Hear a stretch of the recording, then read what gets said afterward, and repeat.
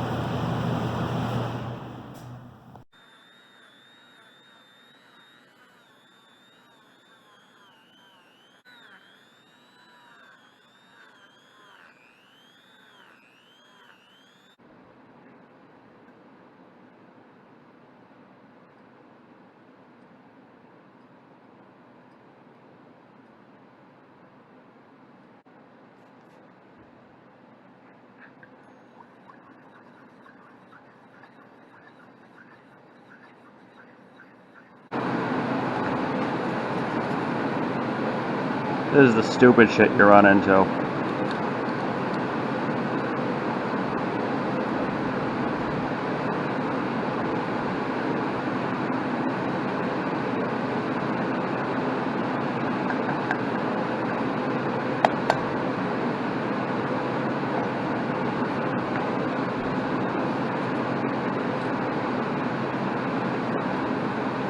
Over the years, that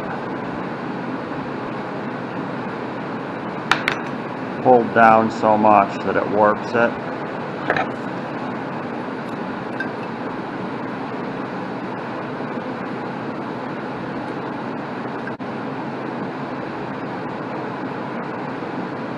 You can actually see it when you put this on.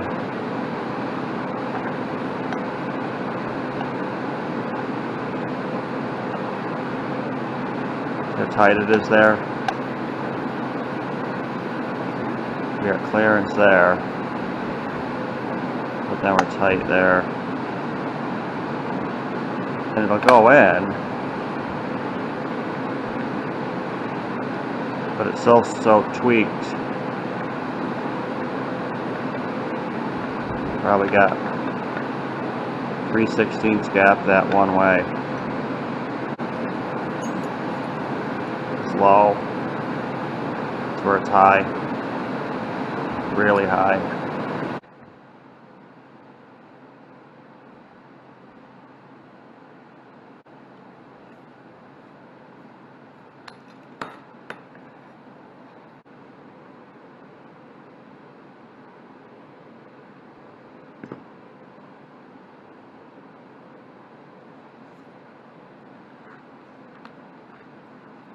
You buy the good shit,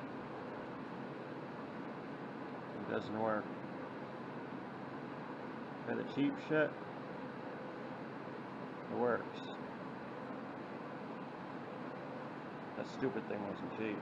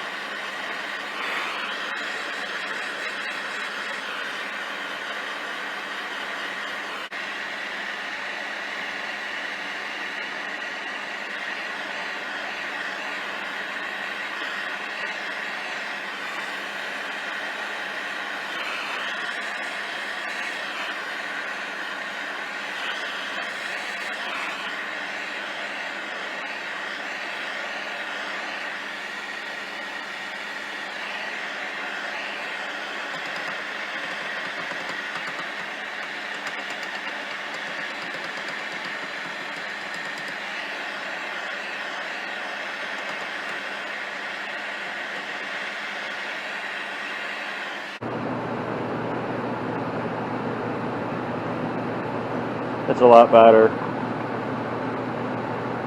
It's an awful lot better. I don't know if I want to go anymore. It's so thin. Not thin, but it's just hot metal. I think I'm just going to hope that the gasket takes up the rest of that. I don't know. I'll give it another scooch here, but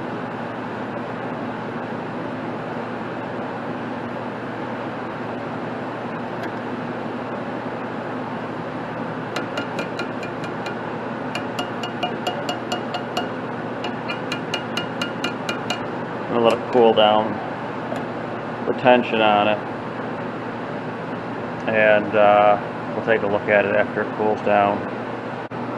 We actually got it back quite a bit. Got side-to-side movement now, so that's a good sign, but still a little bit of play. I think it would work. I think the gasket would take that up, but I think I'm going to do one last thing, and that is I think I'm going to try to machine these down somehow so that it's flat, because you're still going to have to pull on it to get it to seal. So I don't want to have to pull this all the way back to compensate for the front and the back of it sealing. So I think if it's flat and I only got as much tension on it as I need to keep it from leaking, that's probably going to be the best scenario, but I gotta figure out how I'm going to do that right now.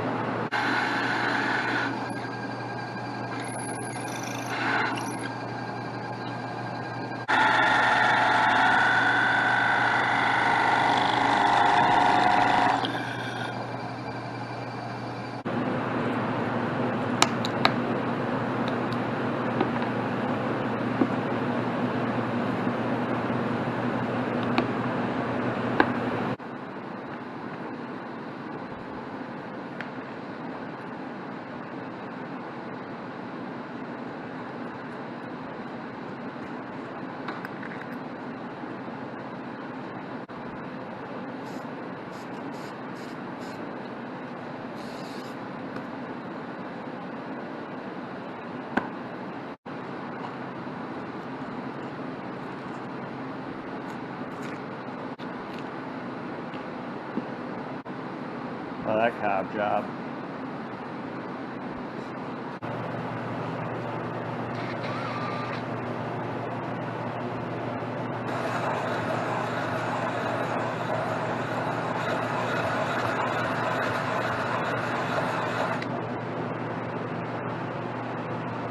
doing something.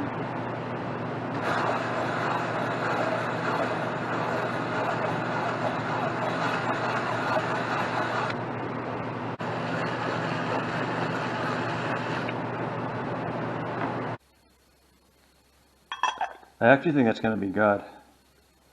Feel a little bit of play when I go like this, but then when I squeeze it together, it's pretty solid. I mean, nothing like it was before, so I think we're going to call that good.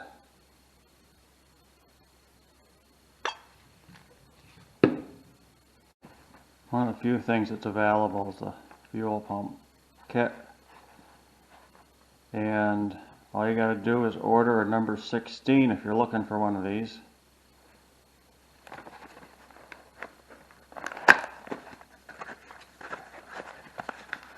That came appropriately wrapped in some newspapers.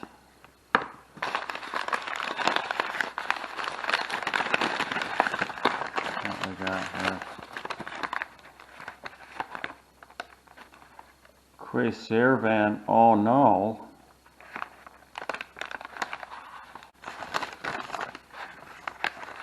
What's this? Oh, horoscopes.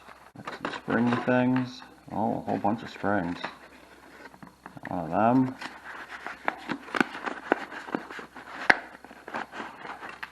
Oh, look at that. All the good stuff. That would go there.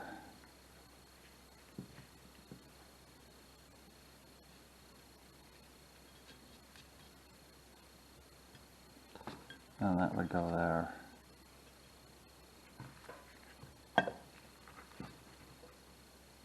Oh yeah, that's gonna work. That's gonna work just nice. This is a pretty simple pump. This is your inlet side, of course. And this is your action side. There's two valves that go in here. And you basically have these nuts on top that push down on the spring that put pressure on these little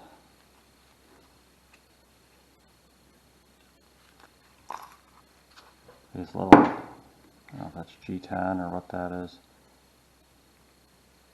but these go down in there.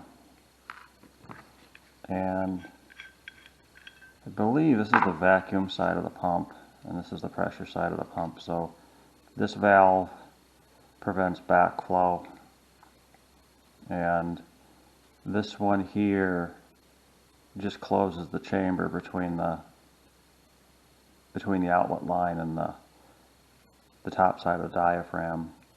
And that guy has kind of a tricky system they did that I'll show you when I get more of this back together.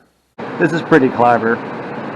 Because it's a single line fuel system and there's no return, they got to lock the pump out when pressure builds to a certain, I don't know, like 4 pounds or something like that.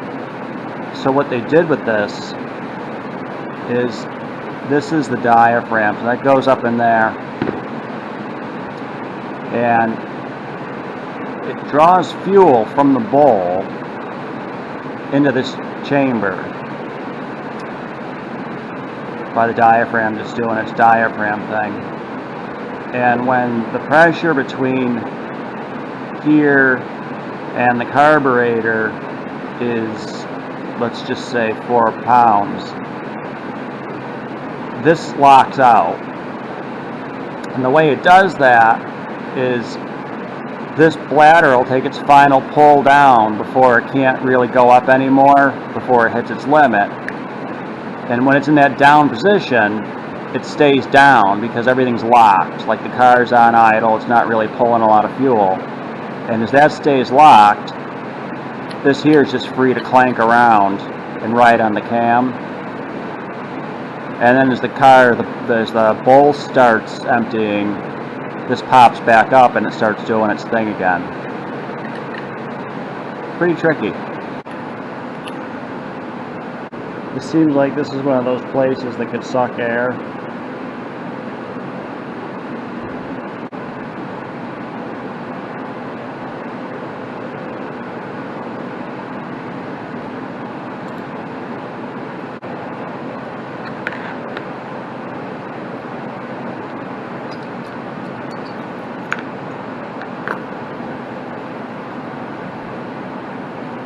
That's where that lockout is right there.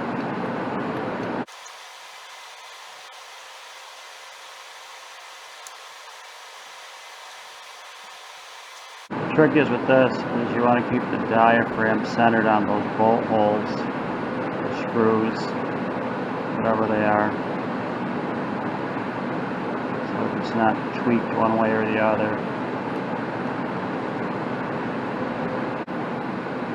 That's basically what you want.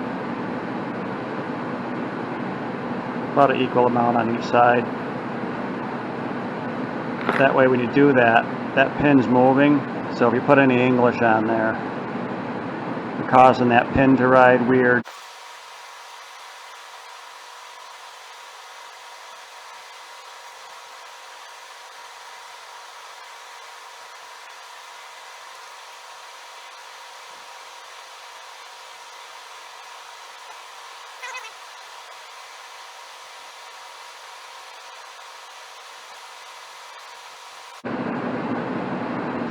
This is where you do the preload.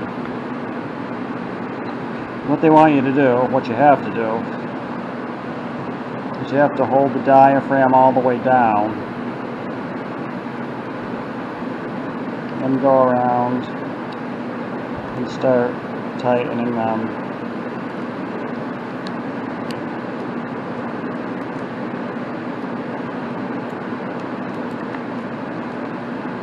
That should be that part of it.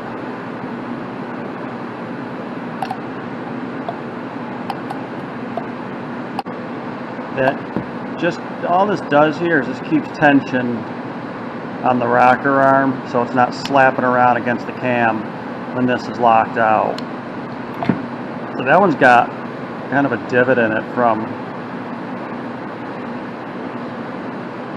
that little sharp chunk of metal. So I'm reversing them, and we'll let this one wear out for a little while. These stupid things. I've never had a good one of these things. Every single one of them doesn't work right.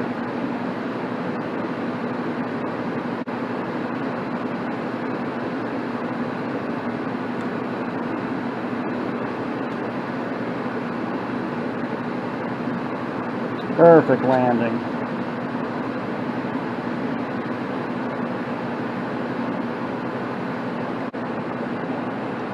Well, these had lock washers on them.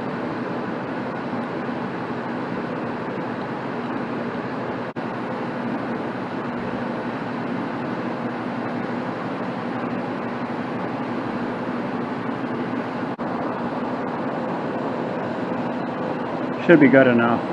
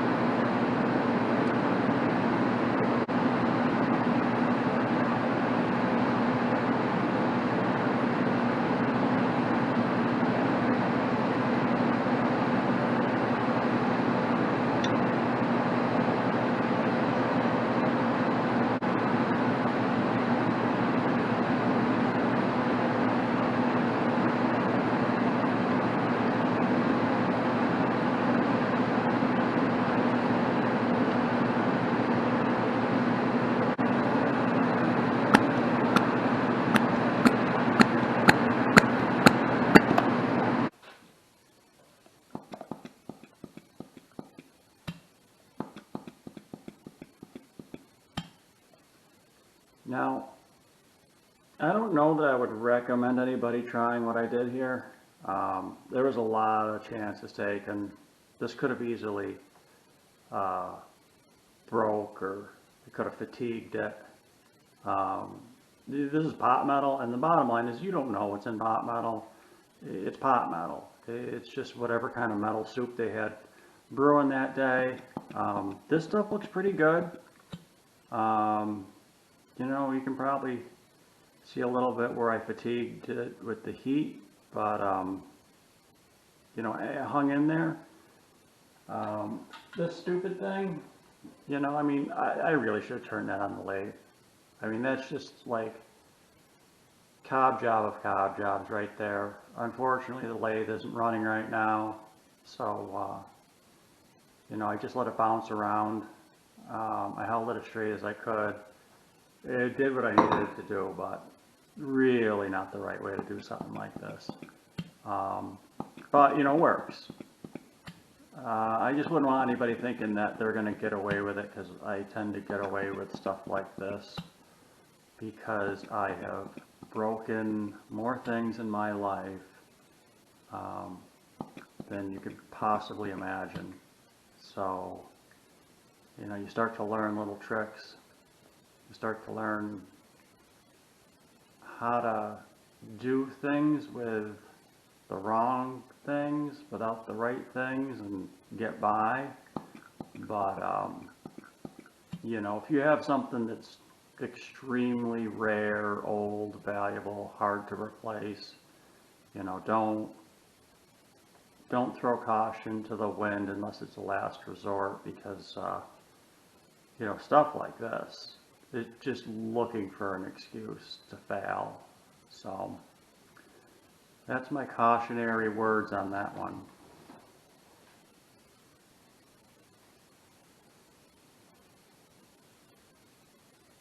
I think it's a critter upstairs. But maybe it's a ghost or a demon or some terrible thing. I hope not. Anyway. AC. It's AC type O pump. And that's the number 1521111. Not the most interesting, probably, video, but that's what I'm doing.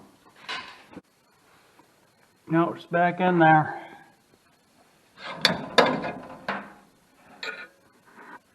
Looks good. There she does.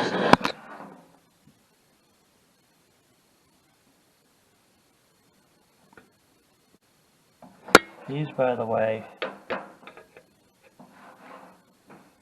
are called dole fittings, and it's a compression fitting that fits around like a copper line, and they're kind of hard to get. Found them at O'Reilly's. They're called a sleeve nut. They call them a sleeve nut, and they're not really a sleeve nut, but they don't have any of the sizes that I would need for this.